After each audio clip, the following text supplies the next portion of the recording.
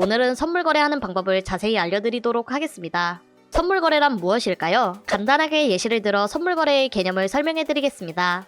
수확 시점이 다가온 옥수수를 생산하는 농부 A와 옥수수를 구매해 유통하는 도매업자 B가 옥수수 거래를 하는데, A는 옥수수 값이 3개월 후 하락할 것으로 예상하고 B는 3개월 후 상승할 것으로 예상해 A와 B는 3개월 후에 옥수수를 5,000원에 팔고 구매하기로 했습니다. 여기서 A는 3개월 후에 가격 하락을 예상했기 때문에 숏 포지션이 되며, B는 3개월 후에 가격 상승을 예상했기 때문에 롱 포지션으로 보시면 됩니다. 3개월 후 옥수수 가격이 8,000원이 되었다면 B는 5,000원에 옥수수를 구매하기 때문에 3,000원 이익을 보게 되고, A는 3,000원 손해를 보게 됩니다. 하지만 반대로 옥수수 가격이 2,000원이 되었다면 A는 5,000원에 판매하기로 했기 때문에 3,000원 이익을 보게 되고, B는 3,000원을 손해보게 됩니다. 이런 식으로 선물 거래의 경우 미래에 해당하는 코인이 상승할지 하락할지 시세를 예측하는 것인데요. 특이한 점은 상승 하락 시에 둘 다 이익을 볼 수 있는 양방향 투자 구조를 가지고 있으며, 레버리지 기능으로 수익을 극대화할 수 있습니다. 하지만 현물 거래에 비해 단시간 내에 빠르게 자산이 손실되며 청산이란 시스템이 있기 때문에 자산 관리를 해야 합니다. 또한 시장의 흐름을 파악하며 충분한 공부가 필요합니다.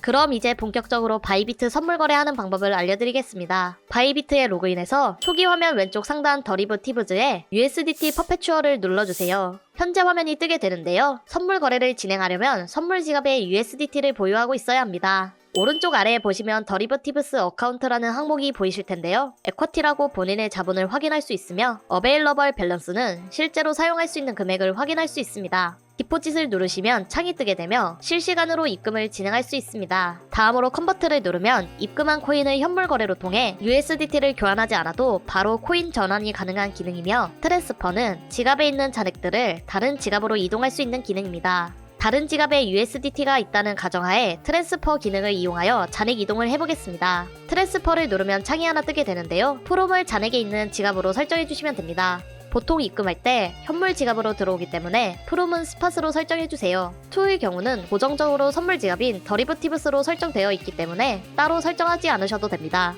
바이비트의 경우 USDT로 선물 거래가 가능하므로 USDT로 설정해주시고 원하시는 만큼 금액을 입력해주시면 되는데요. 만약 잔액 전부를 옮기고 싶다면 O를 누르고 컨펌을 눌러주시면 현물 지갑에 있던 USDT가 선물 지갑으로 이동하게 됩니다. USDT까지 선물 지갑으로 이동 완료하셨다면 왼쪽 상단에 있는 목록 아이콘을 눌러 선물 거래를 진행할 코인을 선택해주세요. 예시를 들어 리플로 선택하겠습니다. 리플을 클릭해주시면 차트가 바뀐 것을 확인할 수 있는데요. 이제 거래 설정해보도록 하겠습니다. 먼저 스탠다드 아래에 있는 아이솔레이티드를 눌러주세요. 그러면 창이 하나 뜨게 되는데요. 창이 떴는데 레버리지 롱과 숏으로 나누어져 있다면 다시 창을 닫고 스트래터지 옆에 있는 톱니바퀴 아이콘을 눌러주세요. 창이 뜨면 트레이드에서 포지션 모드를 눌러 원웨이 모드로 설정해주시고 컨펌을 누르시면 다시 창을 눌렀을 때 영상과 같이 뜨게 됩니다. 본론으로 들어가서 아이솔레이티드는 격리, 크로스는 교차이며, 여기서 격리 교차 포지션을 정하고 레버리지 배율을 설정해주시면 됩니다. 먼저 격리의 경우 선물 지갑에 있는 자본금과 거래에 진입한 금액을 별도로 분리해 거래를 진행하며, 거래에 진입한 금액만 사용하여 청산가가 정해지는 것이 특징입니다. 다음으로 교차는 거래에 진입한 금액과 지갑에 있는 자본금을 이용해 거래를 진행하며, 자본금이 청산에 도달하면 그대로 청산되는 격리와 다르게 교차는 선물 지갑에 있는 자본금까지 끌어 사용하기 때문에 격리보단 늦게 청산당할 수 있지만, 최악의 경우에는 선물 지갑에 있는 금액까지 사용해 청산 당하실 수 있습니다. 이러한 이유들로 선물 거래가 처음이신 투자자분들은 처음 포지션 설정할 때 격리로 설정하여 선물 거래 진행하는 것을 추천드립니다. 레버리지의 경우 원하는 배율만큼 설정해주시면 되는데요. 설정하기 전 레버리지 수익 구조를 설명해드리겠습니다.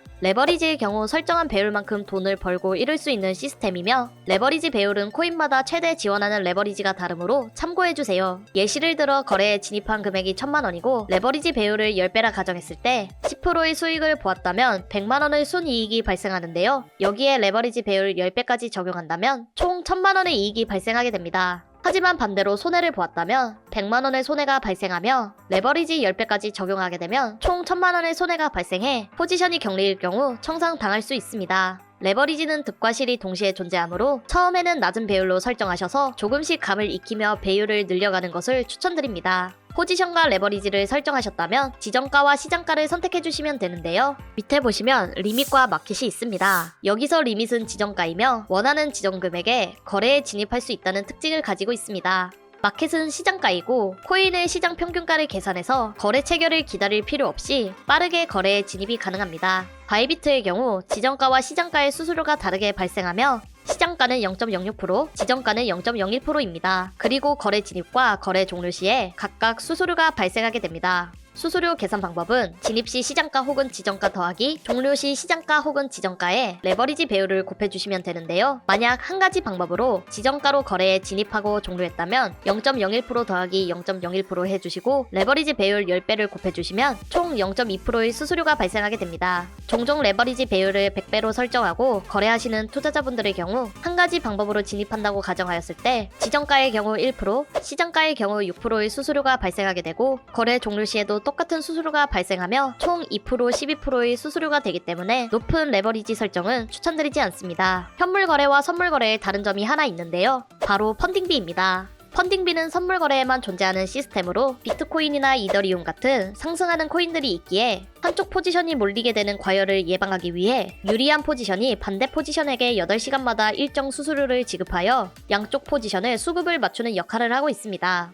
펀딩비와 지급시간 확인 방법은 차트 가운데 있는 펀딩 레이트와 카운트다운에서 확인이 가능합니다. 펀딩 레이트가 양수일 경우 롱 포지션이 숏 포지션에게 펀딩비를 지급하며 반대로 음수일 경우 숏 포지션이 롱 포지션에게 펀딩비를 지급하게 됩니다. 펀딩비 계산 방법을 예시를 들어 설명드리겠습니다. 자본금은 100USDT로 레버리지 배율을 10배로 진행하고 롱 포지션으로 거래에 진입했습니다. 현재 펀딩비를 보니 0.01%로 되어 있어서 롱 포지션이 숏 포지션에게 펀딩비를 지불해야 하는 상황인데요. 펀딩비를 계산할 때 포지션 곱하기 레버리지 곱하기 펀딩비로 공식을 적용하게 되면 자본금 100USDT 곱하기 레버리지 10배 곱하기 펀딩비 0.01%로 계산해서 펀딩비는 10USDT를 내야 합니다. 만약 24시간 내내 해당 포지션을 유지하게 된다면 3번의 펀딩비가 빠져나가므로 총 30USDT를 내게 됩니다. 펀딩비 시간은 한국 시간 기준으로 새벽 1시, 아침 9시, 오후 5시로 총 3회 진행됩니다. 오늘 영상이 도움이 되셨다면 구독과 좋아요 부탁드립니다. 다음 시간에도 투자에 도움이 되는 영상으로 돌아오겠습니다. 시청해주셔서 감사합니다.